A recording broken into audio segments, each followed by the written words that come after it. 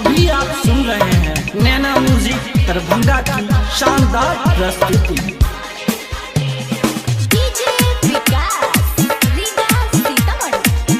बोलिए बाबा विश्वकर्मा के।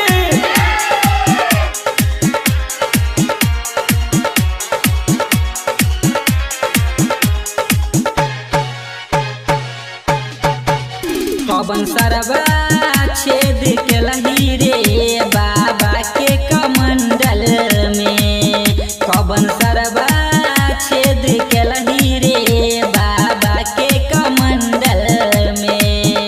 भरल छेलै रे खाली भेलै रे, भरल छेलै रे खाली भेलै रे पैसा सब कमंडल में। पवन सरवा छेद के लही रे बाबा के कमंडल में। कौन सरवा छेद के लही रे बाबा के कमंडल में। भरल छेलै रे खाली भेलै रे, भरल छेलै रे खाली भेलै रे पैसा सब कमंडल में। पवन सरवा छेद के लही रे बाबा के कमंडल में। बाबा के कमंडल में, बाबा के कमंडल में। पवन सरवा छेद के लही रे बाबा के कमंडल में। बोलिए बाबा विश्वकर्मा के। केने छै कन हाथी के बाबा सवारी रे, सवारी रे, सवारी रे। केने छै कन हाथी के बाबा सवारी रे, सवारी रे, सवारी रे। बाबा विश्वकर्मा के महिमा छै भारी रे, छै भारी रे, छै भारी रे।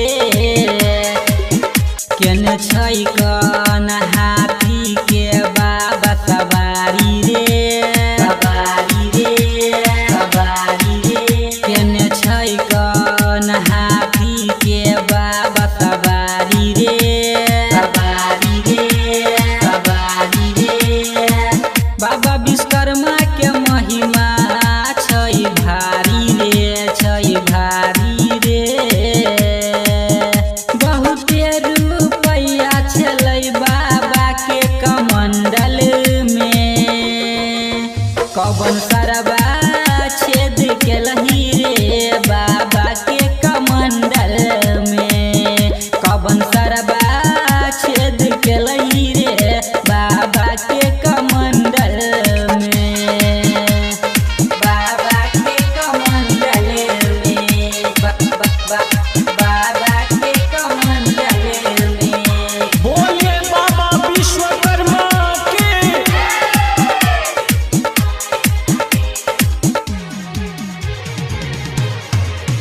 राइटर रमेश डीजे पर खूब कूदै छै, कूदै छै, कूदै छै। राइटर रमेश डीजे पर खूब कूदै छै, कूदै छै, कूदै छै। मजबा मजेदार के गाना खूब बजै छै, खूब बजै छै, खूब बजै छै। रोहित